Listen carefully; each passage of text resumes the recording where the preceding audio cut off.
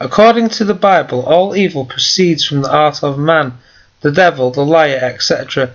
Here is the root of sin for which Christ died, a first principle, a fundamental. Moses wrote the book of Genesis. Now Yahweh made known his way unto Moses, Psalm 103 verse 7.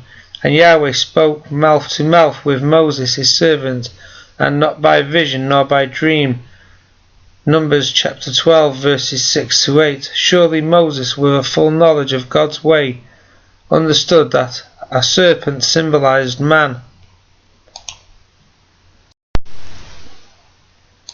Therefore Moses used a cunning, crafty serpent to symbolize the first Adam, who brought death to the world.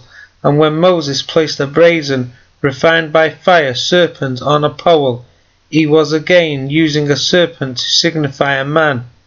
Compare John chapter 3 verse 14 and 15, but this time to indicate the last Adam. 1 Corinthians chapter 15 verses 45 and 47, who brought life to the world by overcoming the work of the first Adam. The tempter. Every man is tempted when he is drawn away of his own lust and enticed. Then, when lust has conceived, it brings forth sin, and sin, when it is finished, brings forth death. James chapter 1 verses 14 and 15. James's every man had to include the man Adam, so was it not Adam's own lust which tempted him?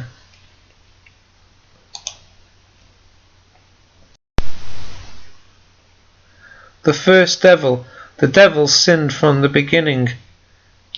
First letter of John chapter 3 and verse 8. By one man sin entered the world, and death by sin. Romans chapter 5 and verse 12. And again, by one man's offence death reigned by one.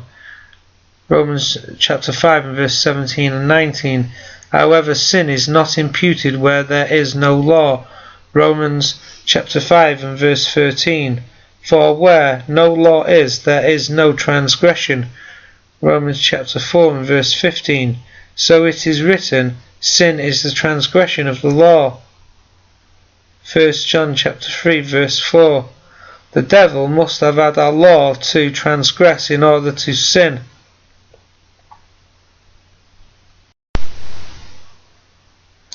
The only creature in the beginning to whom a law was given was Adam, the one man who brought sin and death into the world.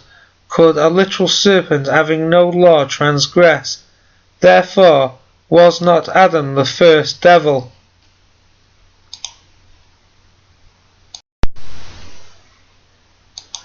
The first liar.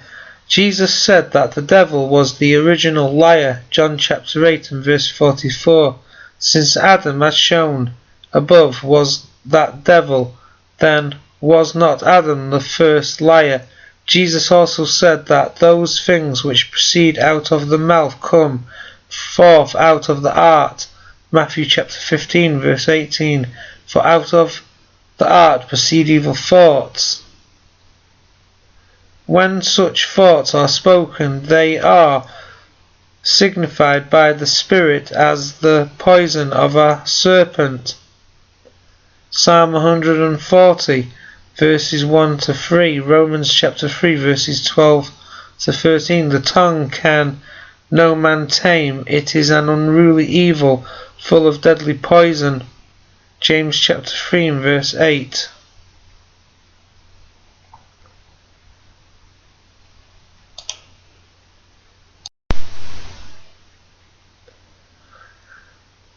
Thus a man who is a devil, Satan, liar, is called a serpent. Both Jesus and John the Baptist used this designation, O generation of vipers, and applied it to the unbelieving Jews, whom Jesus said were the children of the original devil.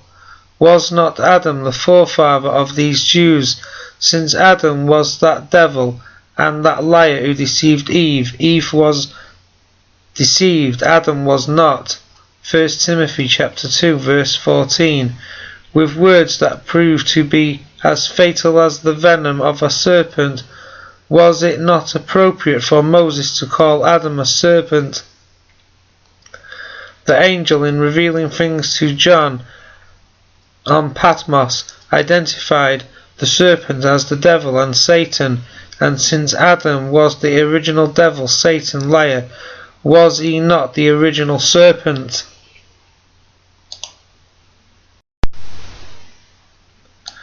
God's way. God will do nothing but reveal his secret unto his servants, the prophets.